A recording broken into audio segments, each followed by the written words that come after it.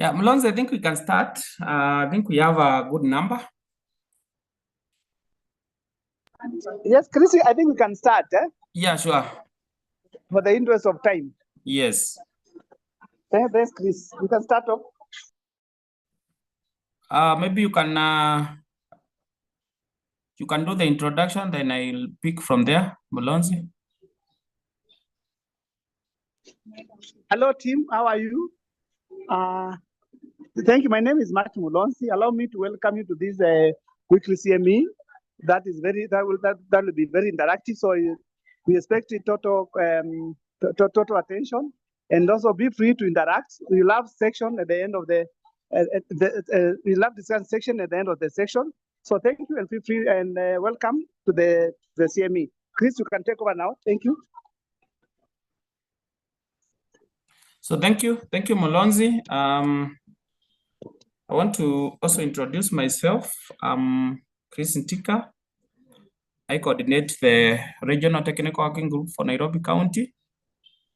I'm also the clinical lead mentor for Nairobi County. For the Regional Technical Working Group, our region is made up of 2 counties, that is Nairobi and Kajiado. I'm also a member of National Subcommittee on Advanced HIV Disease. And to put a disclaimer, some of the materials that we are going to discuss this afternoon, I was part of the team that prepared the material. So I want to share my screen. Let me put it in slideshow. Okay. So I will be taking us through the optimizing package of care for PLHIVs, for PLHIV with advanced HIV disease. And the aim of optimizing the care for the people living with HIV who have advanced HIV disease, the purpose is mainly to reduce what we call, or what we used to call, AIDS-related deaths. So basically, advanced HIV disease is the biggest killer when it comes to our PLHIVs, and we will see as we proceed on the statistics that we'll be sharing. So as I said, some of the materials that are in this, the slide deck that we are going to discuss this afternoon, I was part of the team that prepared. So just to make sure that you guys are comfortable, I am very familiar with what we are going to discuss because I've been part of this journey since it started way back in the year 2023. So basically today we want to discuss the overview and management of advanced HIV disease in Kenya.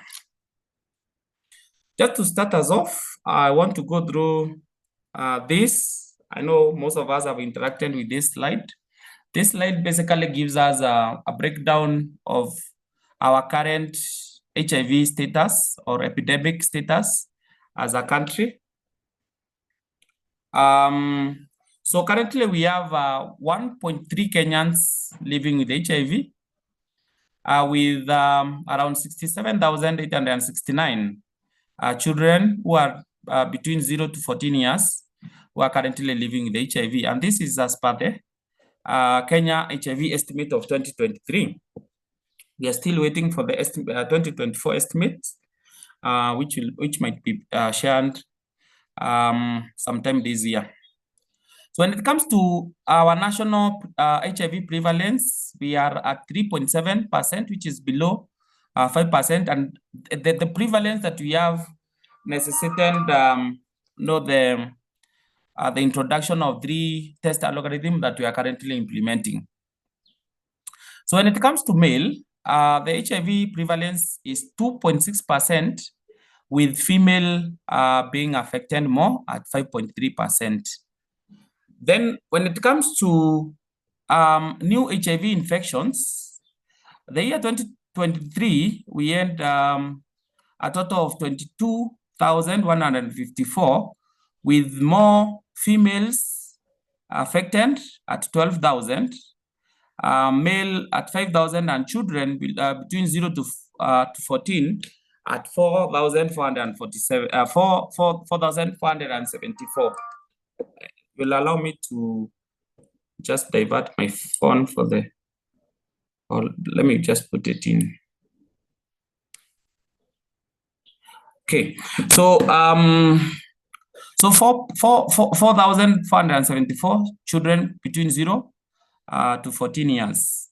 Now, something to note is that 57% of people living with HIV are in 10 counties out of the 47 counties.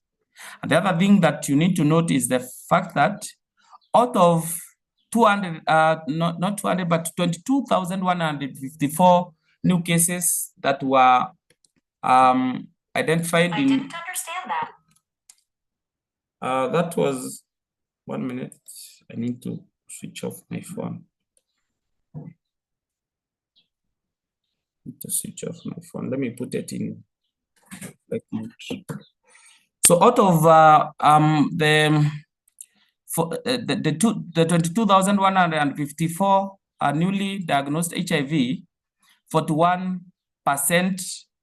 among the adults were population that we call adolescent and young people, AYPs, which is aged between 15 to 24 years. So that is where we got basically the highest number of, or just that population between 15 to 24 years gave us 41% of the new cases that were registered in the year 2023. The other thing that we need to note, and that is, which is very critical for today's session, is the fact that in the year 2022, we had 18,473 deaths that were related to, or that were connected to HIV. So that tells you we are still losing Kenyans to HIV-related complications.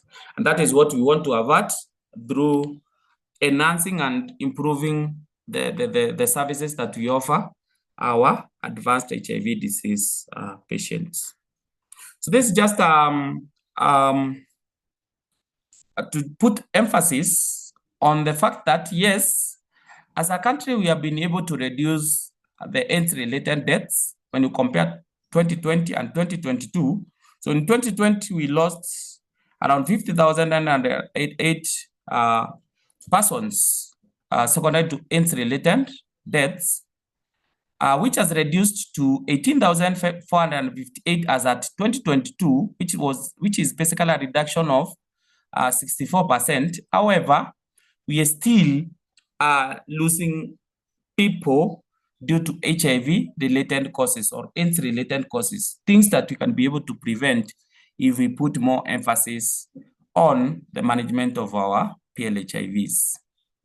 So this one on the other side is basically still trying to give us the statistics between 2010 to 2022 when it comes to deaths vis-a-vis the new infection. So basically putting more emphasis that we are still losing Kenyans due to HIV-related causes. So what are these common causes of HIV-related mortality in Kenya? So still the graph on my left hand is, I hope I'm clear.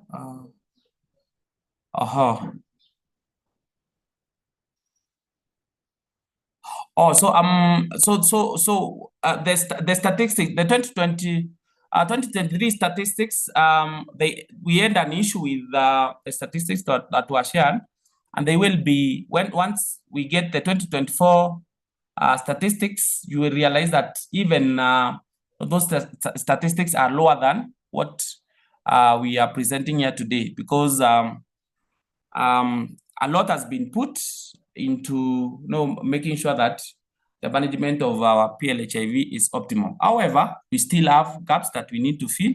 That is why we are here today, to ensure that we sensitize our teams to make sure that we give our patients or the PLHIVs the quality care that they require.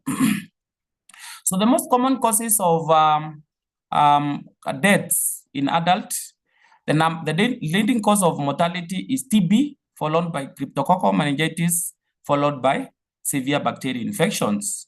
While in children, TB is the leading cause of death, followed by severe bacterial infection, pneumocystis jirovecii, and diarrhea diseases. So these are some of conditions that can easily prevent if we put more emphasis on management of advanced HIV disease. Remember, we talked about we have been talking about 95, 95, 95 cascade, which looks very fancy, and most of our counties and even most of our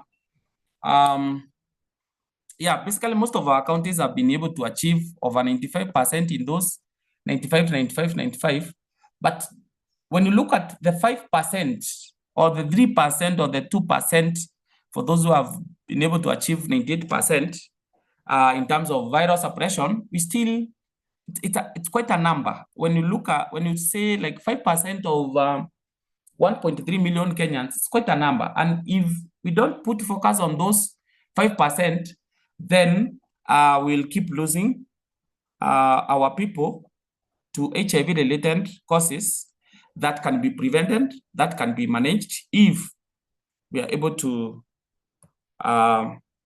put more emphasis on advanced HIV disease. And that is why advanced HIV disease will be the language that we will be speaking until we are able to avert these deaths that are related to HIV. So why do PLHIV present with or die from advanced HIV disease? Number one, if there is delayed HIV diagnosis, if there is delayed enrollment into care and treatment, including ART initiation, if they have what we are calling treatment interruption, if they have treatment failure, which is mostly caused by non-adherence and drug resistance. So if we are able to focus on this, if we are able to avert delay in HIV diagnosis, we are able to avert delay in enrollment and initiation of ART, if we are able to predict a patient or a PLHIV who is likely to interrupt their treatment, and we put emphasis on that, if you are able to prevent treatment failure through prompt decision making when it comes to the ARVs, then we will be able to avert our patient presenting with advanced HIV disease and even dying of HIV-related causes. Now, let's go to what is this advanced HIV disease? So PLHIV with advanced HIV disease tends to have low CD4 count, are at high risk of disease progression and development of opportunistic infections, and eventually death occurs. Now, WHO defines AHD as follows. For adults, adolescents, and children older than 5 years, to have advanced HIV disease, if they have a CD4 cell count of less than 200 cells per millimeters. So basically, less than 200 cells per millimeters cubed. Or WHO stage 3 or 4 events, and we will be able to list which are these WHO stage 3 and 4 events. So who are we likely to get, who are we likely to know to identify having advanced HIV disease? Number one, it is not specific to anyone, but if you put, if you look at the data that we have, we get advanced HIV disease from both our patients who are ART naive, those who have not been started on treatment, and number two, those who have interrupted treatment. Number three, those who are experiencing treatment failure. So if you have a newly diagnosed client, be on the lookout for advanced HIV disease.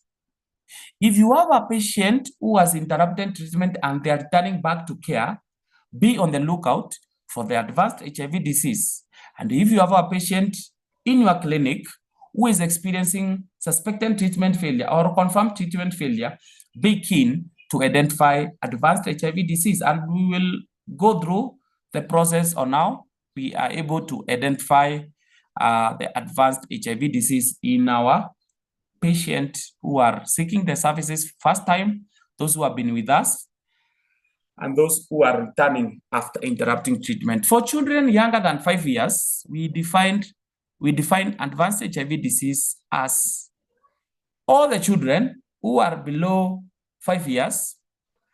But now we have a consideration whereby we say, yes, they are below 5 years, but those who have been on ART for more than 1 year and clinically stable, we don't consider them to have advanced HIV disease. However, if they are below 5 years, they are living with HIV, they have not been on ART for more than 1 year, and they are not clinically stable, then we consider them to have advanced HIV disease, and they need a close eye when it comes to their management. That is not a child you want to give an appointment of more than 1 month, because you want to keep an eye on them.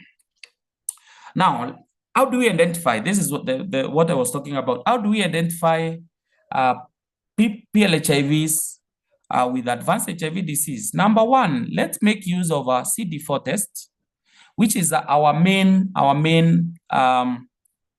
tool to identify advanced HIV disease. So who do we screen with? CD4. Number one, all newly diagnosed people living with HIV require a CD4 test. Those returning to care after treatment interruption require to have a CD4 test done for them.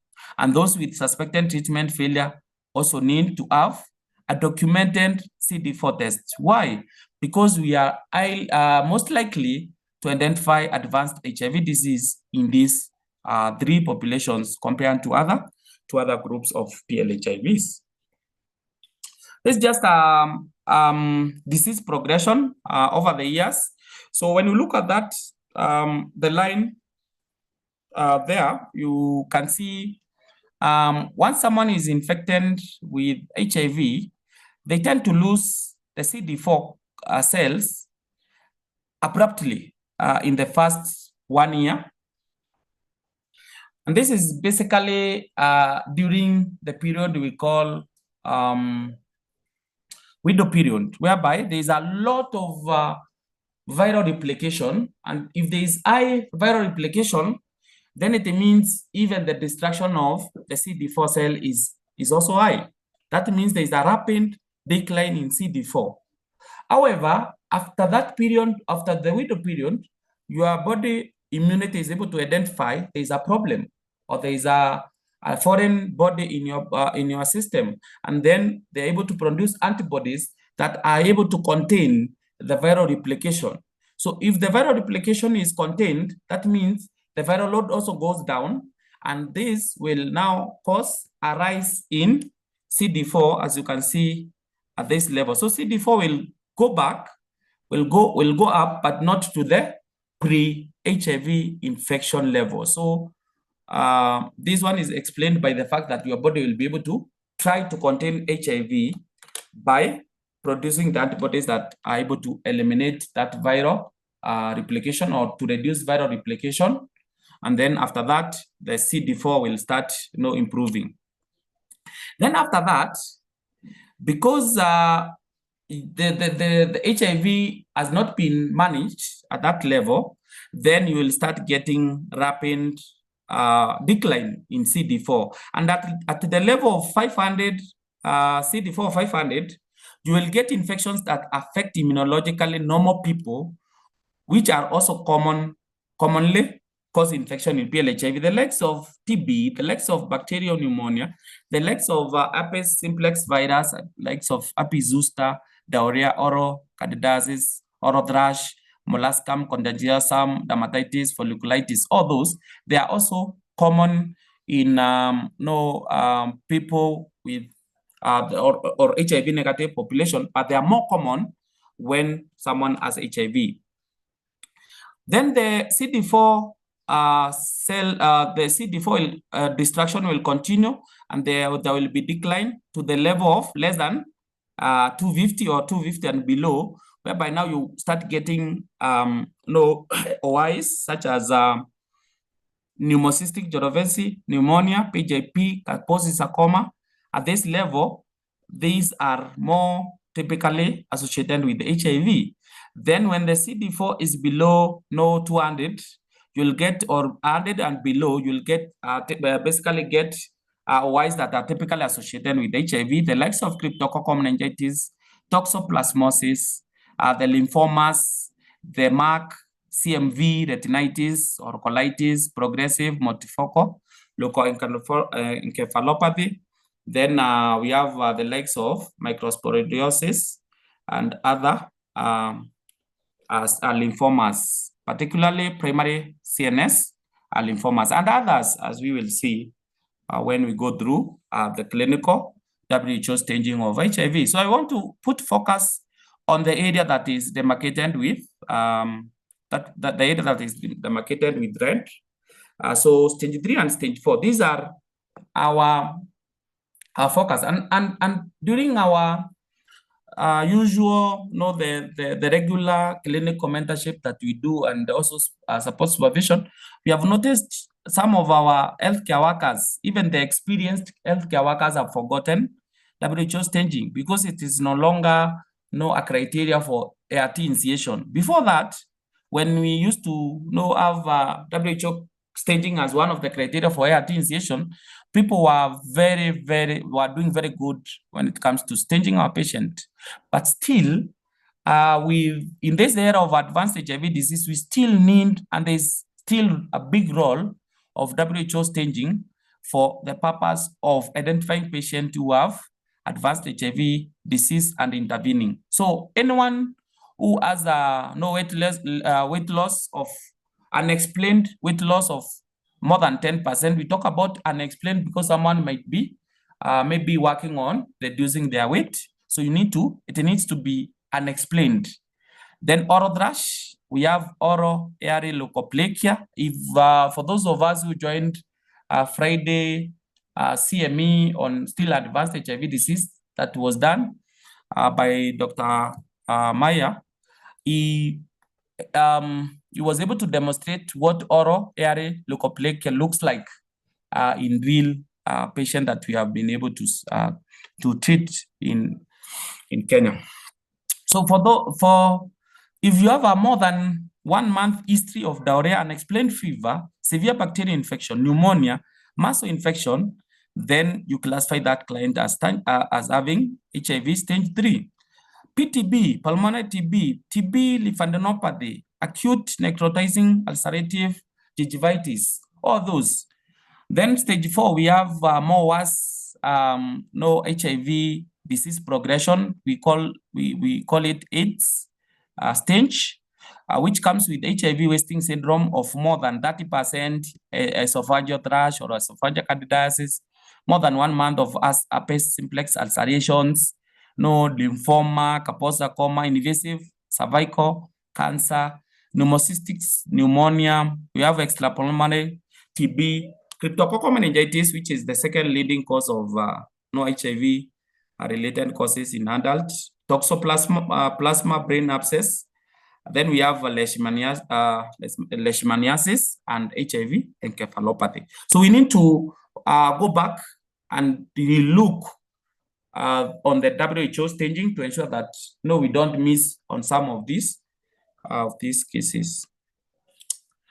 So as per the Kenyan guidelines, we have a minimum package of care for PLHIV with advanced HIV disease. Number 1, we need to make sure that we identify advanced HIV disease. That is the most important part, because if you don't identify advanced HIV disease, then you will not be able to intervene. Number 2, we need to screen for common opportunistic infections. We say things that happen commonly. You need to look for things that happen commonly before you look for the rare opportunistic infection. So look or screen for commonly occurring opportunistic infections. Then number 3, you need to prevent those OIs, like the likes of TB. You can be able to prevent TB, bacterial infections using cotrimoxazole preventive therapy. Fungal, like in case of Cryptococcus meningitis, you can give fluconazole. Diagnosis and treatment of OI is very critical. The earlier you diagnose and intervene, the better outcome for your client. ART initiation and reinitiation, very key. So I want to just go through these illustrations. So number 1, we need to ensure that, and this is something that we have been advocating as we sit in the advanced HIV subcommittee at the national level, to ensure that the national level or the national program to ensure we have CD4 in our facilities, because CD4 will come way earlier than even the clinical presentation. So someone who has before someone present with Cryptococcus meningitis, they will have a CD4 that has been deteriorating over time. So if you're able to do CD4, you will be able to even identify advanced HIV disease even before them not developing a clinical presentation, and then you're able to intervene at that level. Then, of course, cotrimoxazole prophylaxis, what we call CPT, still has a very big role in prevention of advanced HIV disease. Now, when it comes to identification of the OIs, TB sputum for gene expert plays a very key role. TB urine lamb, actually, we received TB lamb in most of our facilities. Recently, I know that it will be expiring in May. If we make use of our TB or LF lamb in our facilities, we'll be able to avert many deaths secondary to TB. And then, of course, TPT or TB preventive therapy, which also plays a very key role in prevention of TB. When it comes to Cryptococcus, we talk about serum crack, which should be a reflex test after you have done a CD4 and it is below 200. And then, of course, we talk about fluconazole preemptive treatment. We also talk about, there's also a discussion at the national level to introduce fluconazole as a primary prophylaxis for all those who have a CD4 below 200 and they don't have a Cryptococcus or they screen Cryptococcus negative. So that one is still a discussion that is ongoing at the national level to see if we can be able to be giving our patient or our PLHIV who have CD4 below 200 a primary prevention or prophylaxis using the fluconazole. Then, of course, rapid ART initiation is very key when it comes to management of our advanced HIV disease. Why? Because once you start someone on ART, the distraction or the viral load will start going down, or there will be no viral suppression, which will be followed by a less distraction of CD4, and then the CD4 will peak and the immunity will peak. So if you start your patient on ART, then that is one way of preventing advanced HIV disease. So opportunistic infections should be treated for all those who are diagnosed. TB, remember we talked about TB being the leading cause of mortality when it comes to PLHIVs. And we have a way of identifying TB through what we call symptom screening using intensified case finding or ICF screening questions, which are basically 4. And we have addition of 2 for children. So for an adult, you need to ask if they have had any cough of any duration, very key. If they have had fever, noticeable weight loss. For children, failure to drive or poor weight gain. A child who doesn't add weight should be evaluated for TB. And then the night sweat. For children, specifically if they have reduced playfulness, they have lethargy, irritability, that is a sign that they might be having TB and they need more evaluation. Of course, if a child has had a contact with a TB case, that becomes another reason for you to do further evaluation. And remember, if yes to any of the questions, you take a detailed history, you examine the patient, you do sputum examination, and preferably you do sputum smear or gene expert. If not to questions, 1 to 5 above, consider TPT eligibility, then work up for TB preventive therapy and repeat screening in subsequent visit to ensure that you have what we call intensified case finding when it comes to TB. You want to identify TB as soon as possible. I'll give you a scenario of when we were doing the TA, or technical assistant, to one of the counties. We noticed a patient who has been evaluated every month. Actually, they were on a monthly appointment in that facility. So from February, they were being seen by the same clinician, and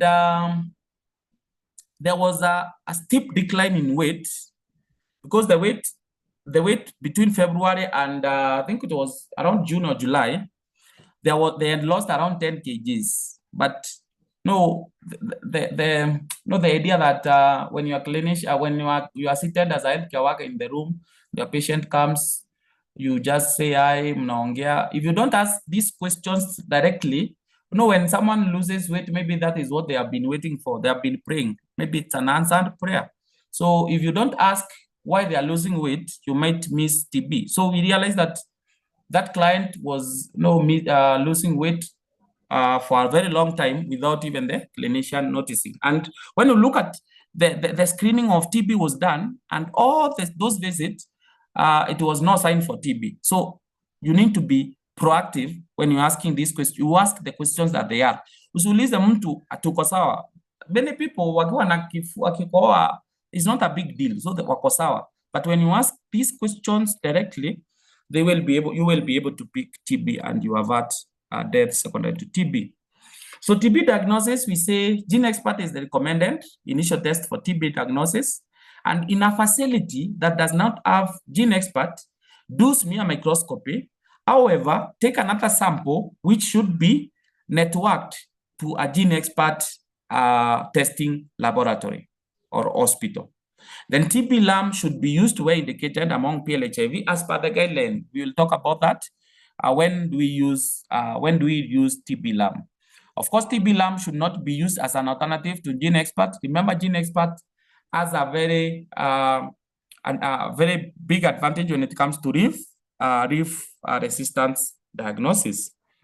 Of course, chest X-ray can be obtained to augment or aid in differential diagnosis. And we have a whole TB screening and diagnosis algorithm that when we will be rolling out the training for AHD, we will be able to share this. But I know the TB team has been sharing this algorithm. Is a matter of just referring. You can also get these materials online in our Minister of Health website.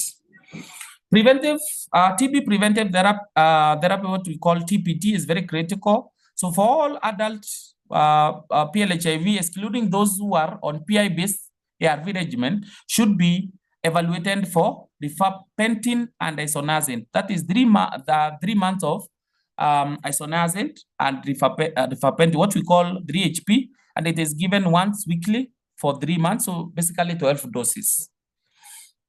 For PLHIV who have a PI-based ARV regimen, those CAL-HIV below 15 years, those who have intolerance or they have contraindication to use of 3HP, and pregnant women should be given 6H instead.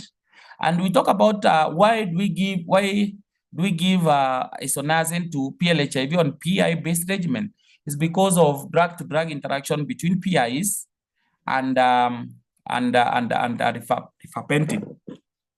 So and this should not be a problem, because around 90 to 92% of our PLHIV are on an INST-based regimen, apart from a few who are on PI-based regimen. Because I remember even recently we were able to move those who are on ATVR to a DTG-based regimen.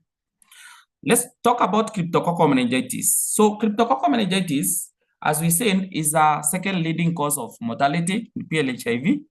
And we screen for cryptococcal disease using crack tests.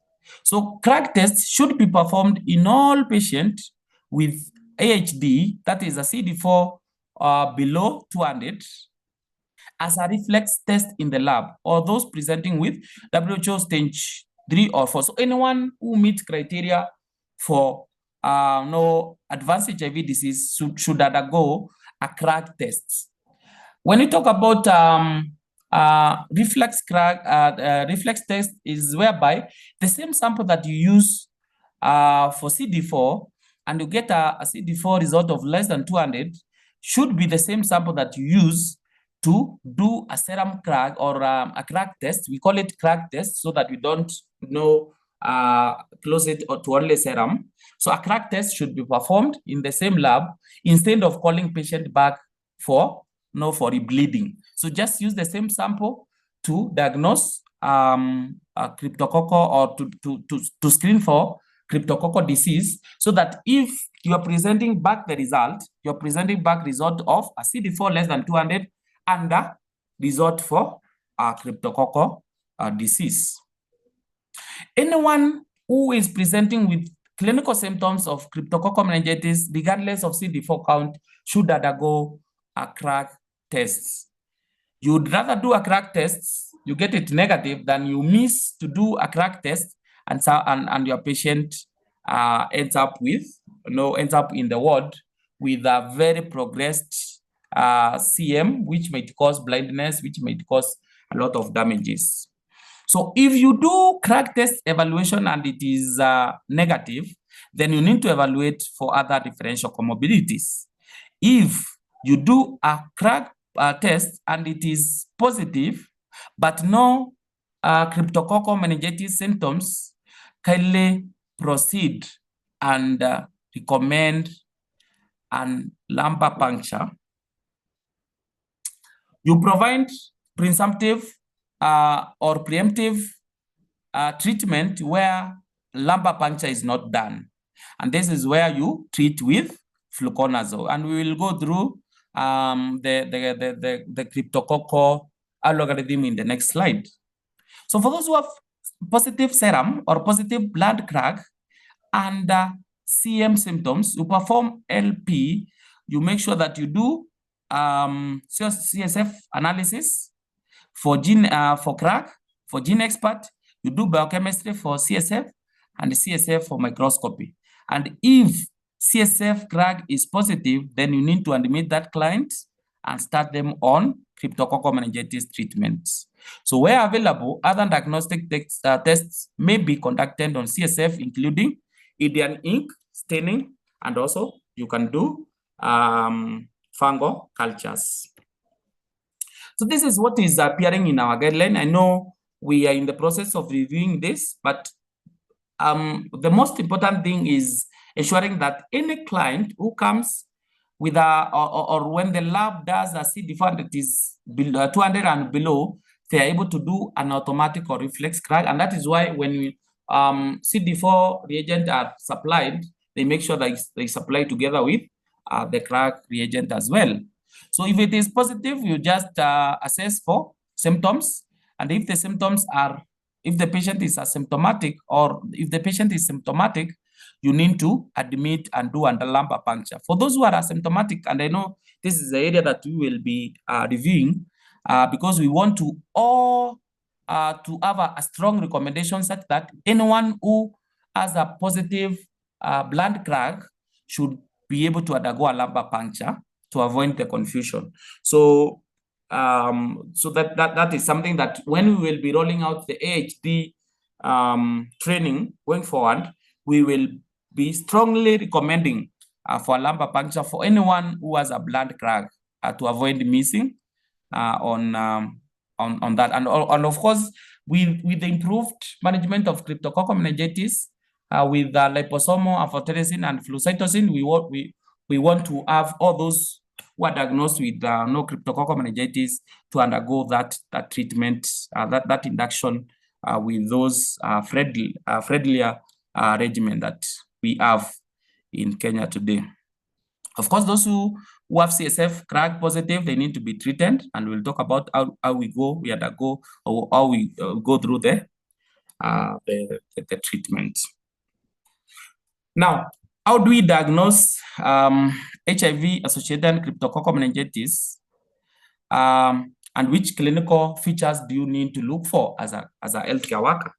So, cryptococcal disease should be suspected in NPL HIV with advanced HIV disease or low or unknown CD4 cell count who present with symptoms consistent with meningitis, such as headache. So anyone who comes to your facility, they have been identified as an advanced HIV disease, or you don't even know their CD4, but they come with symptoms that are consistent with meningitis, do evaluate for cryptococcal disease. And these are some of the clinical manifestations. So progressive headache, fever, lethargy, stiff neck, photophobia, altered mental status, vomiting, less common skin rash for the skin manifestation of cryptococcal.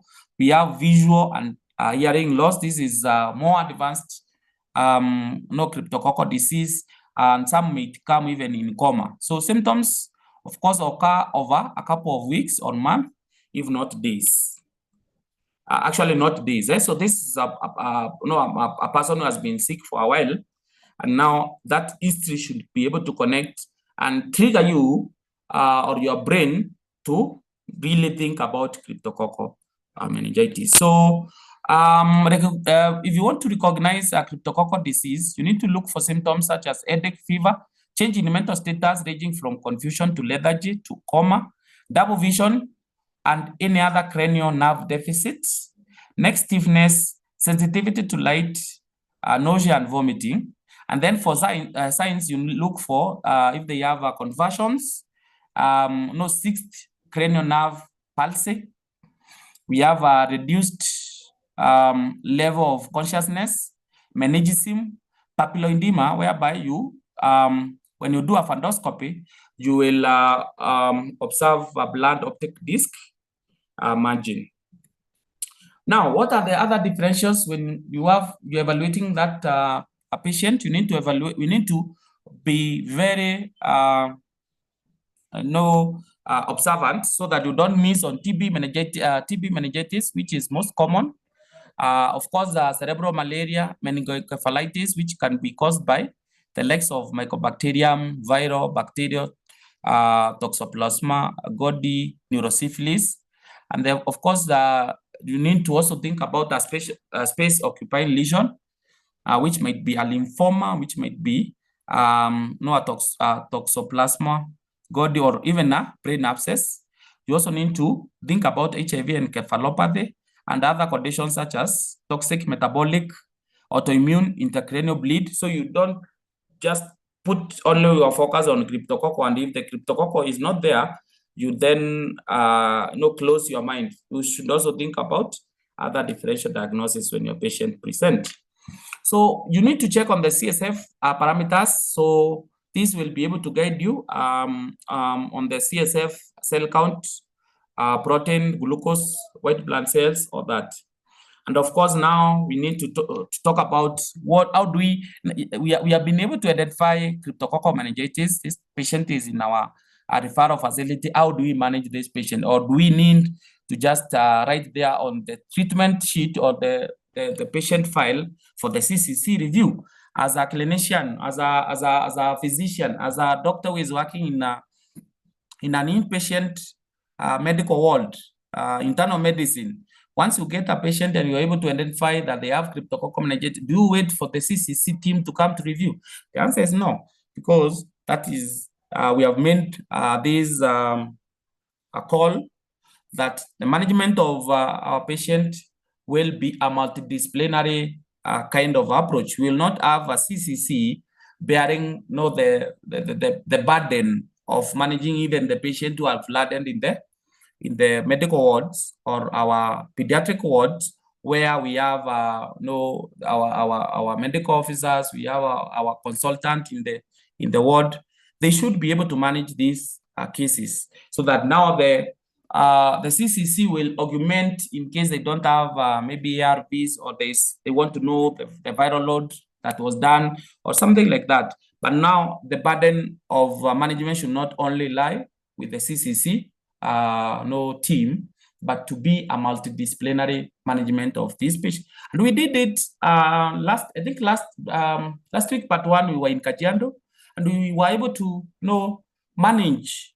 We went through some of the facilities. We did ward round, and we were able to manage this patient in the ward with the team without calling the CCC team. We were able to do it with the team that was working in the inpatient department. And that's the message that we want to put across, that you don't need to call the CCC for you to manage a patient who is in the ward.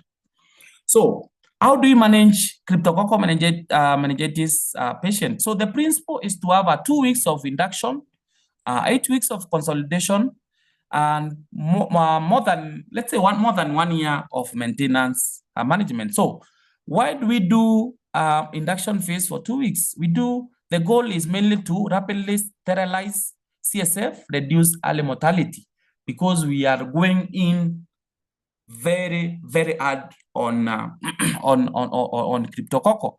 Then we give a consolidation phase of 8 weeks, which basically the goal is to ensure disease is fully suppressed. So whatever was remaining after the induction phase, we are able to finish it fully. And then, of course, the maintenance phase, which is basically takes about 1 year, is basically to prevent recurrence or relapse of disease after treatment, which we call secondary prophylaxis. And we have been doing this. Some of our patients are still on fluconazole, and we are able to stop fluconazole after 1 year if they are doing well.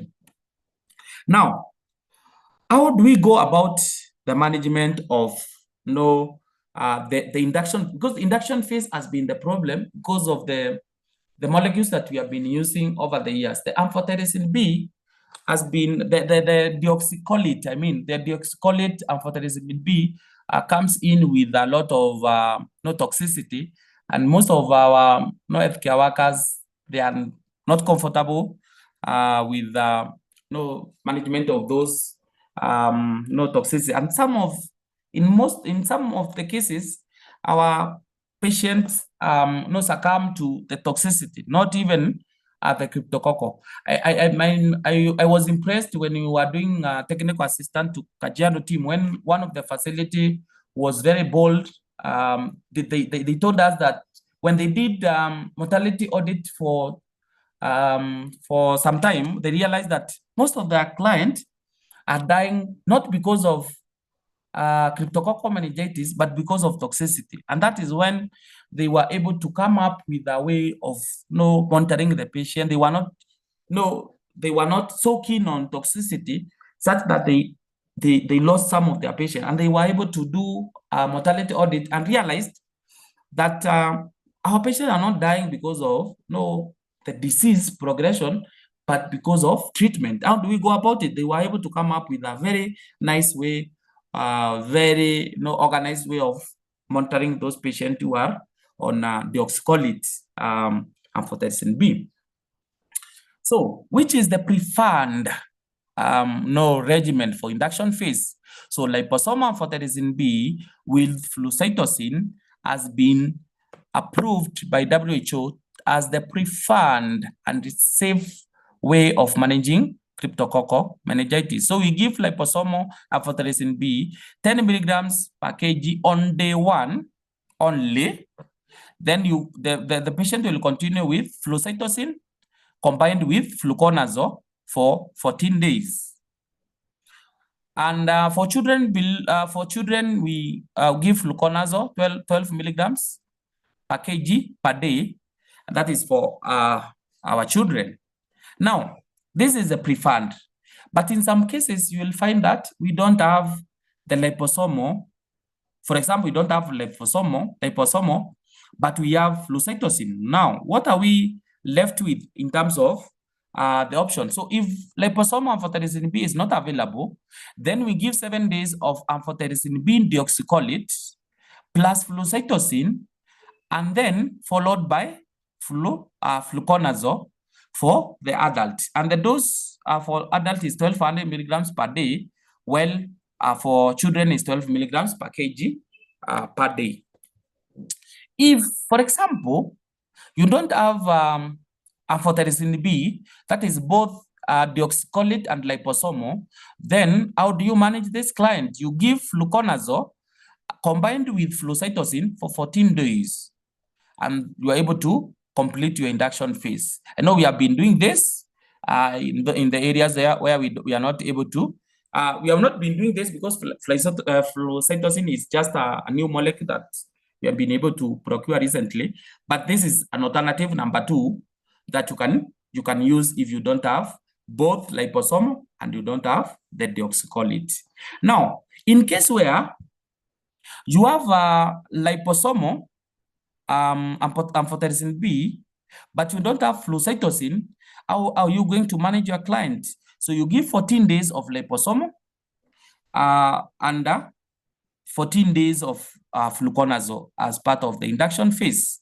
And then remember, flucytosine in this case is very key because the presence of flucytosine helps you to reduce the duration of both liposomal and deoxycholate. Remember, in absence of flucytosine, you will give liposomal for 14 days, and in absence of flucytosine, you will give amphotericin B deoxycholate for 14 days. So flucytosine is a very, very key component when it comes to the management of cryptococcal meningitis, and I know Dr. Maritim is very passionate about this, and we are really pushing the national program to ensure that we have no flucytosine all the time, because also it helps us in reduction of the cost. Because now if you reduce the liposomal management from 14 days to 1 day, then that means we also save on the cost of management of your PLHIV. Then lastly is the option that we have been using in our previous guidelines, whereby we don't have liposomal amphotericin B and we don't have flucytosine. This is where we put in the amphotericin B deoxycholate plus fluconazole 12 milligram per day for 14 days. This is what we have been doing, and we are hoping we will not run out of liposomal and flucytosine, so that we are able to give our client the most preferred and the safest management that we can be able to provide. So this is the area circled is what we really want to ensure all the time we have in our referral facilities, what we are currently calling Center of Excellences. So the point there is fluconazole and flucytosine are only recommended oral regimen, which is associated with lower mortality compared to amphotericin B deoxycholate combined with fluconazole. And that is why it is way top in the list of alternatives when you compare it with the option 4 and option 2, or not option 4, but alternative 4 and alternative 2. So I hope with time we will be able to capture that. Then, of course, we don't forget to, when you are doing induction phase, you broadly require to observe 3 principles irrespective of the regimen that you are using. Number 1, the principle of pre-hydration, and then we have administration and monitoring, very key. So we need to look, when you are giving deoxycholate, for example, you need also to have potassium chloride with you so that you're able to replace. So this is what we are talking about. When you are giving the preferred induction, you also need to talk about pre-hydration, whereby you want to avoid hypokalemia and renal toxicity, which is associated with liposomal amphotericin B administration, and then you are guided to give 1 liter of normal saline with potassium chloride, 20 millimole over 2 hours minimum before you start liposomal amphotericin B. Do not supplement potassium if patient has pre-existing renal impairment or hyperkalemia. So these one are just guidance to ensure that we don't kill our patient through the management of, or we don't kill our patient with drug toxicity. Then, of course, administration. When you are administering liposomal amphotericin B, you give a single high dose of liposomal amphotericin B, which is basically 10 milligrams per kg on day 1. Over 2 hours, you inject into 1 liter of dextrose, 5% or 10%, and never give it in a normal saline. because it will cause what we call medicine precipitation.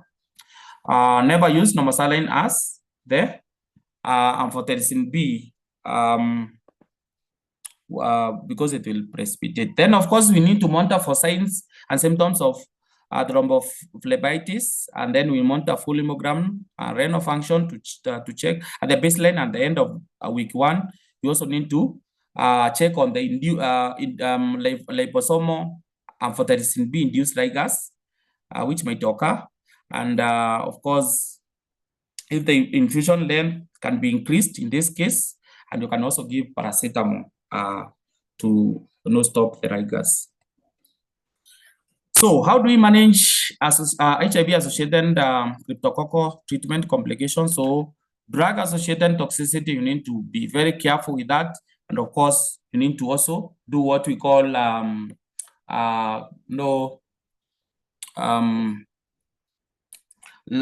puncture or taps to ensure that you are able to manage the raised intracranial pressure. It is one of the condition where you are allowed to do a lumbar puncture even in presence of raised intracranial pressure, because it helps to relieve symptoms. And for those who have managed patients actively in the world who had cryptococcal meningitis, they look forward for the next time you are doing the tap to reduce that pressure that causes a lot of headache.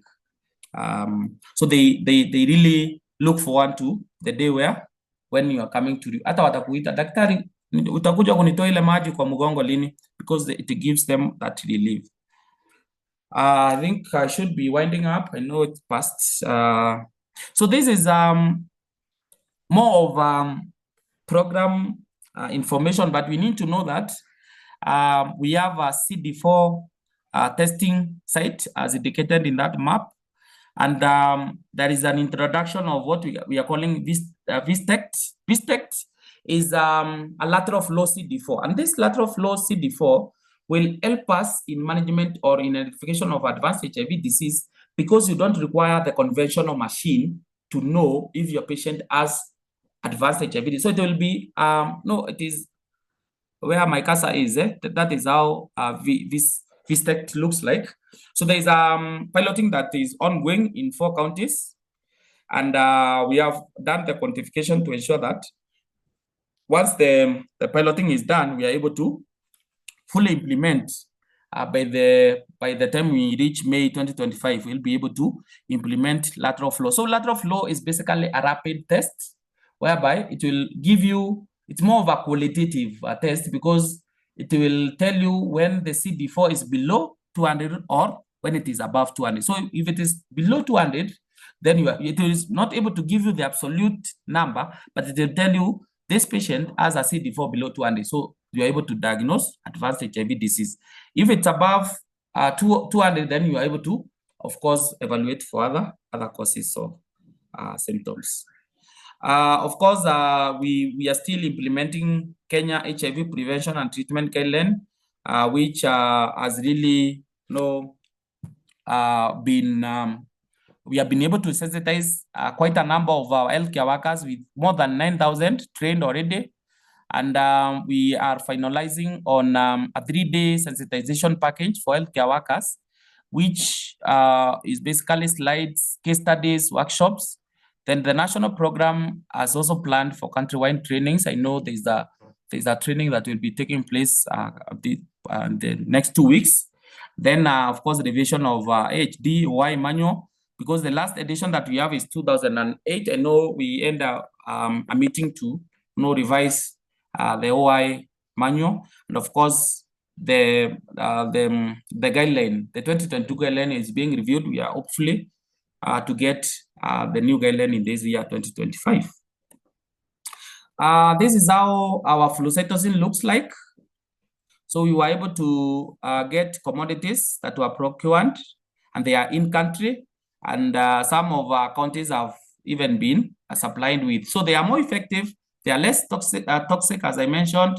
They also reduce monitoring, because if you give liposomal on day 1 and then flucytosine for the remaining 14 days, you don't need to do a lot of monitoring compared to deoxycolate that will require monitoring every day. Then, of course, short of hospitalization, which means we have less cost to client and also the health care system.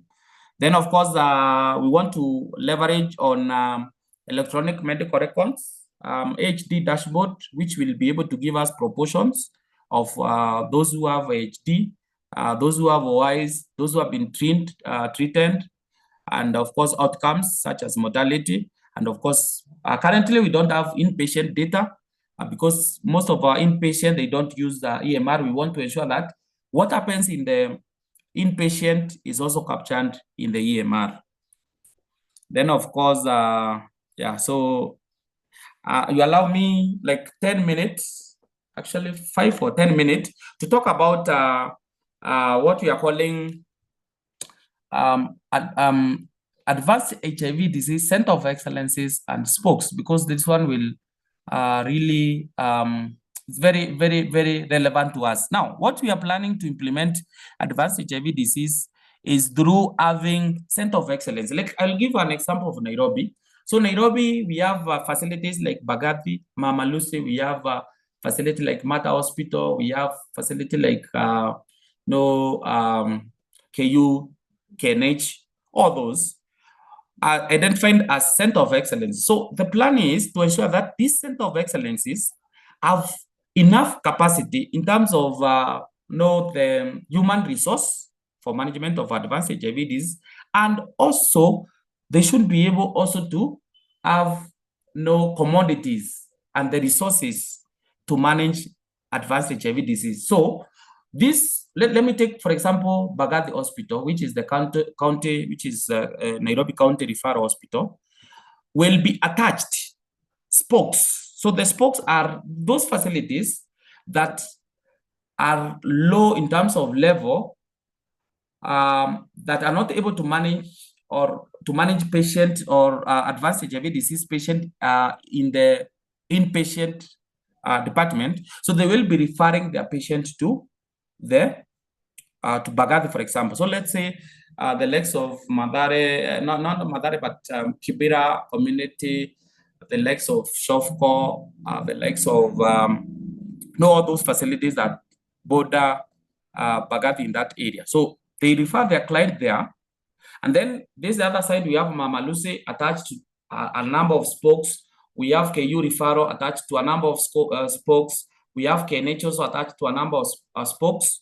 Then, when the client is managed inpatient, they are not just discharged to go back to the community. They will be discharged through the spoke. So if they came, the patient came from, let's say, Kibera community or Kibera South Hospital, they will be discharged not through the Bagathi CCC, but they will be discharged through the spoke, which is now the Kibera community or Kibera South Hospital. So that is basically the plan that we have. So that now the Center of Excellences, they have clinical expertise, they have availability of minimum trained medical officers, availability of OI treatment medications, appropriate storage facilities, laboratory capacity to be able to do all these tests, including the CSF, CRAG, CSF biochemistry, CSF, they're able to do TB diagnostic through microbiology, molecular testing. They're able to do full hemogram. What is the meeting? Yeah, then all that. Then, of course, they will serve as referral site for spokes, as I have explained, so that now those spokes will refer the patient to specific center of excellences. So this is how it will be like, so that now the diagnosis is done at the center of excellence. Therapy support is also done there. Prophylaxis is given, and also treatment with clinical expertise or that. And that marks the end of my presentation. So unless there are questions, I know we have eaten on the time, I'll take the session back to Mulonzi. Okay, thank Chris for that good presentation. I think this was a very educative section that we have all enjoyed the presentation. I welcome the end reaction from Chris' presentation, please. End reaction.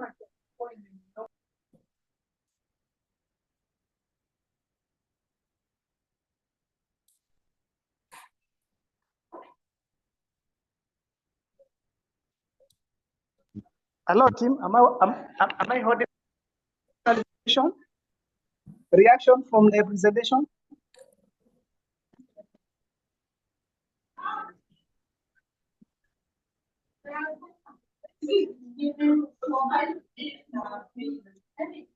Hello, Chris. Yes, Mlonzi. Is that satisfied with the presentation? I don't see anybody with any chat on the chat box. Okay. So thank you everybody for the time to be present for this CME. Thanks so much. And thanks so much, Chris, for taking us through the CMEs today. Yeah. So team, thank you so much. Unless Chris, you have something to say. Yeah, so yeah, Mlonzi, just basically to inform our teams that we really need to be proactive.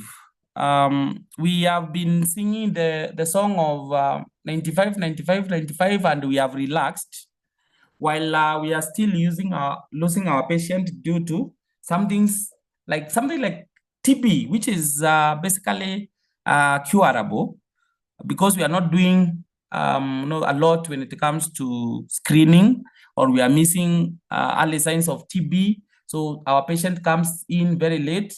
And these are and surprisingly, some of these mortalities you'll find that is a patient who has been followed in a certain facility for a while without the diagnosis of TB made. So let's be proactive when it comes to the advanced HIV disease, so that we avert these deaths that have started increasing. So, but I remember one of our colleagues was sharing that the likes of toxoplasmosis, which we had forgotten about, have started creeping back because we have relaxed, because we reached the 95% target.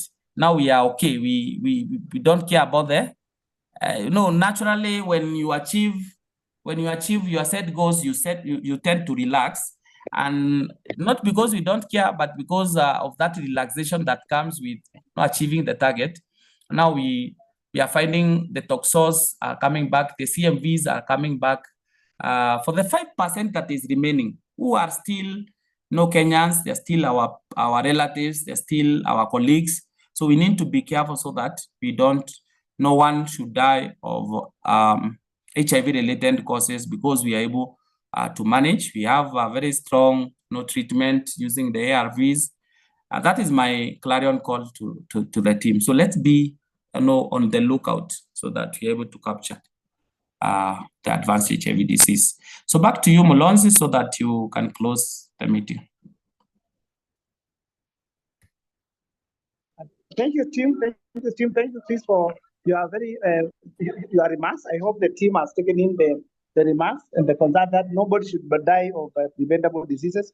We should avoid the advanced HIV disease with our patients. And I think as we do that, we'll be helping the community that we serve, and God is going to bless all of us. Once again, I also say thank you, everyone, for taking time to be today's section. May God bless you until we meet again next week on Wednesday. It's from my side is God bless you. Shalom, shalom, and shalom. Thank you so much.